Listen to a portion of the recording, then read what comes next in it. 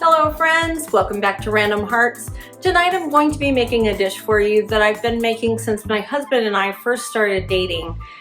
In my early years of college, I worked for a department store that would put together an annual cookbook right at Christmas time with employee recipes in it. So a lot of recipes that were shared in that cookbook were family style recipes.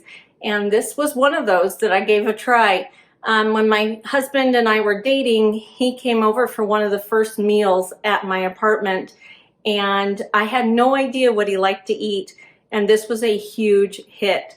So we kind of joke around that this was the reason we got married, but I know that's not true. So let me go ahead and get you started with what needs to go into this dish tonight and what supplies you'll need. So let's get started with our shepherd's pie. Here are the supplies and ingredients that you will need for tonight's meal. You are going to need 1 pound of lean ground beef, 1 cup of chopped white or yellow onion, 2 cloves of garlic that have been minced. The original recipe called for garlic salt, but I don't have garlic salt, so this is how I've made it for years. You'll also need a 10 to 12 ounce package of frozen mixed vegetables. This one contains peas, carrots, corn, and green beans. You're going to also need a 14.5 ounce can of diced tomatoes or stewed tomatoes. You're also going to need an 8 ounce can of tomato sauce, approximately 3 cups of prepared mashed potatoes.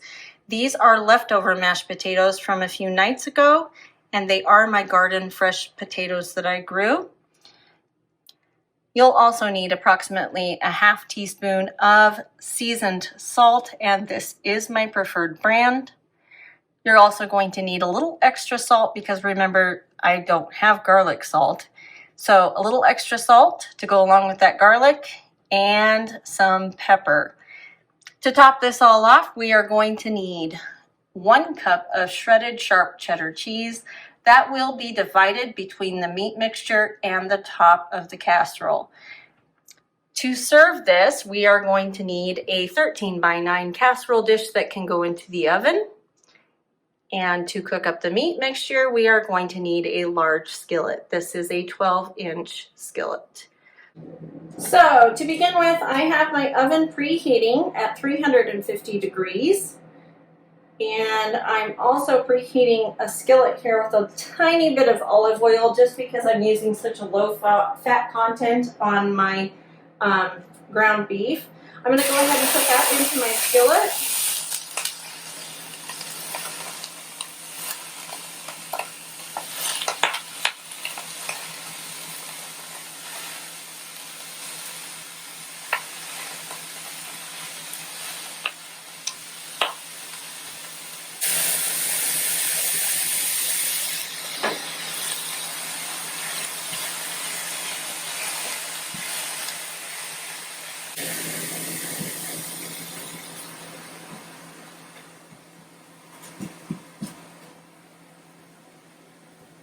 Okay, that's going to cook off some of that moisture that just escaped and water that escaped from the meat.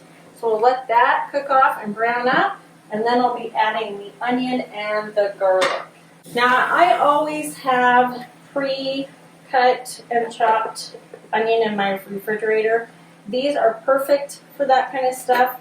Just be aware that the gasket inside, it is silicone, and it does eventually start smelling just like onion. So I only use these containers for my pre-chopped onion. And I do have another one that I keep red onion in. So I just stack these in my fridge and I have onion all the time. Okay, I'm just breaking this up a little bit better because I don't want very large pieces. I want fairly small crumbles. We still do have a lot of moisture in the meat. So I'm going to let that keep cooking. It is on medium heat right now, so that should be fine. I am going to go ahead and give this another stir. I'm also going to turn it down just a bit. Everything's browning up pretty quickly. And now is when I'm going to go ahead and add my onions.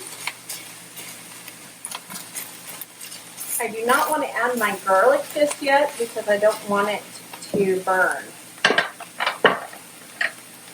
So approximately 1 cup of onion. That's probably sufficient.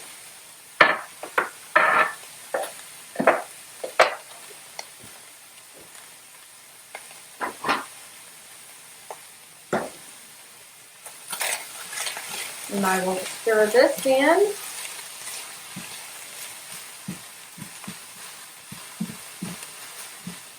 I really need to get onion into my skillet almost immediately because I cannot handle the smell of ground beef when it is cooking. For some reason, it bothers me. Just one of those things that I can't take. I can handle chicken cooking and pork cooking, but not ground beef. I really need that onion to disguise some of the smell. So anyway, let's get that browning up and get those onions softening. Now this casserole dish does not need to be prepared. There is no need to grease it or anything like that. If you feel like you're going to have problems with like cheese sticking, you can put a little bit of cooking spray on it, but typically I don't even bother. So we're just going to go ahead and leave it ungreased for this meal. And I'm going to go ahead and add the garlic.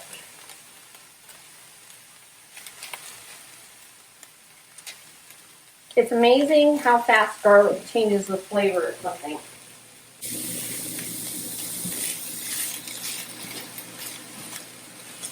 You'll notice I'm getting some brown bits on the bottom. You see all those brown? That is what I'm looking for. I want to get some of that browning, that flavor. So I'm going to go ahead and let this sit for a second with the garlic in there. Just let it cook. We are going to be deglazing the pan with our tomatoes. We're going to go ahead and add that 8-ounce can of tomato sauce. Now this one was a basil, garlic, and oregano, so that might affect the flavor just a little bit. But typically I just use a plain tomato sauce here, but this is all I had. So this is what we're using tonight. And then I'm also going to put in my fire roasted tomatoes. And this is my preferred style of tomatoes to put into most of my dishes. I think it just adds a little extra flavor. You can use plain, but it gives it that extra little punch. So I'm going to go ahead and stir that up. You'll notice that I got all of those bits off the bottom. Those tomatoes sufficiently deglazed the pan. We are still at about medium heat, just a little bit below it. I'm going to go ahead and add my frozen mixed vegetables. They did not need to be defrosted. They're going to go straight into this pan. And I forgot to tell you, you do need a lid for this skillet. So I'm going to go ahead and pull my lid out, and we're going to top that off and let those vegetables warm up and the tomatoes break down just a little. So we'll put a lid on that and let it cook. So I can hear that this is boiling in here, so I'm going to check on it and give it a little bit of a stir. It's been about 5 minutes, and I'm just going to give this a stir. My vegetables are definitely cooked and defrosted. I do want the tomatoes to break down just a little bit more, but now I am going to go ahead and add my seasonings. So I'm going to go ahead and add my half teaspoon of seasoned salt, and you'll love how I measure.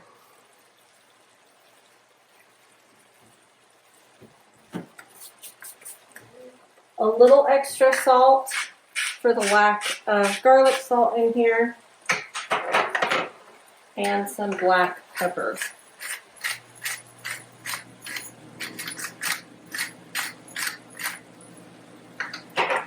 I do think I want to add just a little more salt to that. I don't know if I've got enough in there.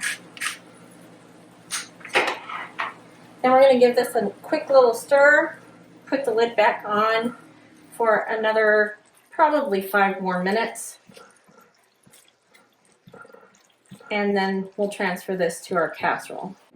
So I nearly forgot to add in one of the most important ingredients, which makes this so tasty. I am going to be adding some of that sharp cheddar cheese.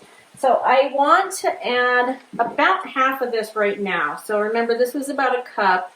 So I want to add about half of it to the skillet right now and reserve the rest for the top.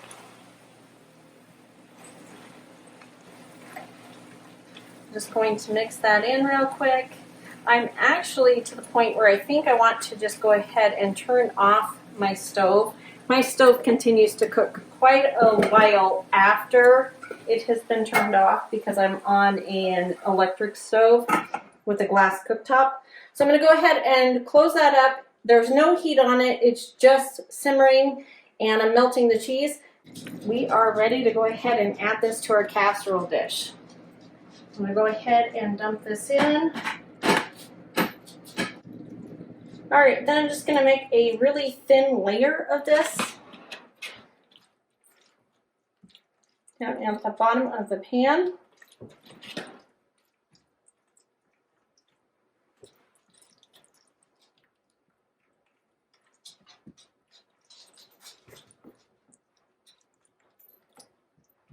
And we are going to top this with our prepared potatoes. So I'm just going to kind of evenly dollop a few potato heaps onto the meat mixture.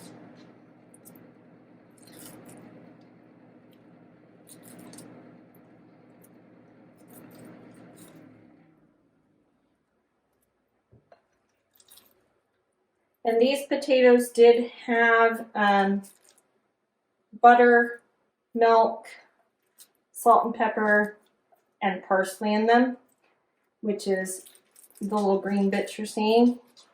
You can use plain mashed potatoes too. You don't have to have them seasoned. This will just taste a little better.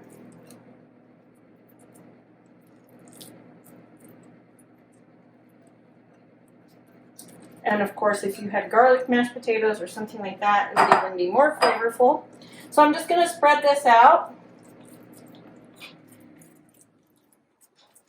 Get a good layer of potatoes on here on top of my meat mixture.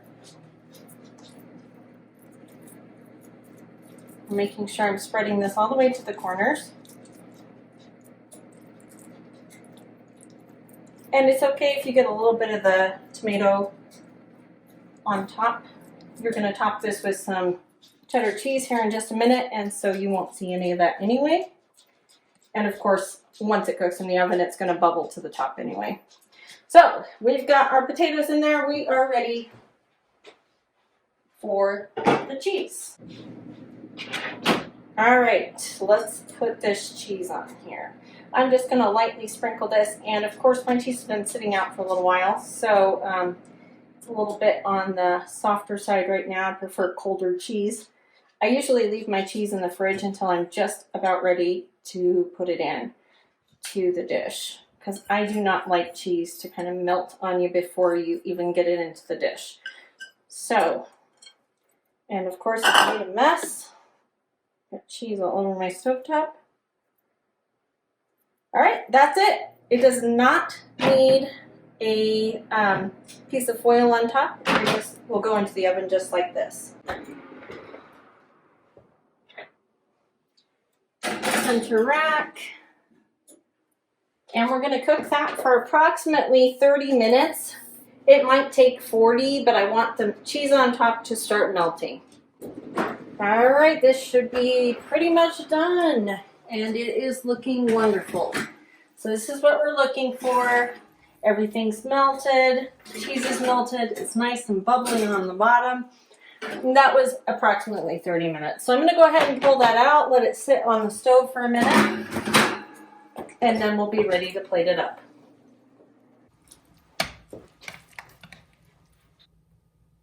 Well, friends, that's going to do it for us tonight. We made shepherd's pie, which in all accounts, it probably should have its name changed. It is a cottage pie, according to most of the information I've ever found, but we've been eating it for, what, 30 years approximately, and we've called it shepherd's pie the entire time, so that's pretty hard to change that. But so this is my shepherd's pie recipe. It is a great use of leftovers, especially leftover mashed potatoes. Sometimes we'll use it with leftover green beans or vegetables. But yeah, this is one of your favorite dishes, huh? As long as she keeps making it, I'll keep her around. Anyway, so I'll leave the full description for this recipe, or I'll leave the full recipe in the description. He's got me all flustered. And I hope you will give this a try. It is a lovely comfort dish. We woke up this morning with a snowstorm, a couple of inches of snow today, and it's cold tonight. So running the oven was a great option. So we'll just go ahead and leave this right here. We hope you're having a lovely day, and we'll talk to you soon. Bye.